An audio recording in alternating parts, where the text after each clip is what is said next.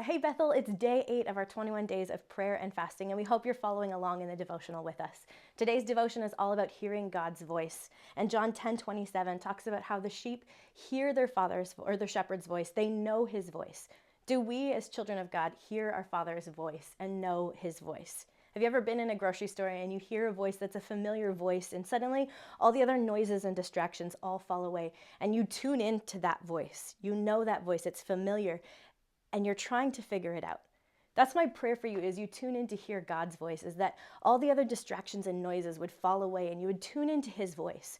But you see, sometimes those distractions can be really noisy, really hard to get through. And the devotion today is very practical, very insightful. So follow along with that. But if that's still something that you desire to grow in, I highly encourage you to join us for our Hearing God classes. They're happening Wednesday nights here at Bethel at 7 p.m. starting next week. And it's going to teach you how to hear God's voice even clearer. I highly encourage that. But another step is not just getting rid of the distractions. Maybe you need to write them down. Maybe you need to visualize getting them out of your head and setting those thoughts on a shelf or giving them to God. Whatever it is that helps you get those distractions out of the way, the next step is actually tuning in to hear his voice and be ready to receive.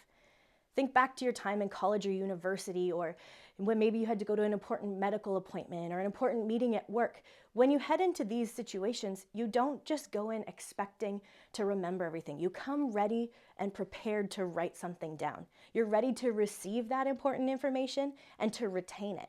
So don't just come in thinking, oh, I'll remember it. Come prepared to receive. Get rid of the distractions and then prepare mentally, spiritually, and physically with pen and paper or your notes app on your phone. Come prepared and ready to hear God's voice. So would you join us as we continue hearing from God's voice? Check out the Hearing God seminar. And remember 2 Corinthians 10:5. We demolish arguments and every pretension that sets itself up against the knowledge of God, and we take captive every thought to make it obedient to Christ. In Romans 12:2, it talks about renewing your mind to be obedient and in step with what God wants. Would you renew your mind? Take captive those thoughts. Set aside the distractions and tune in to hear God's voice as we continue on this journey of 21 days of prayer and fasting.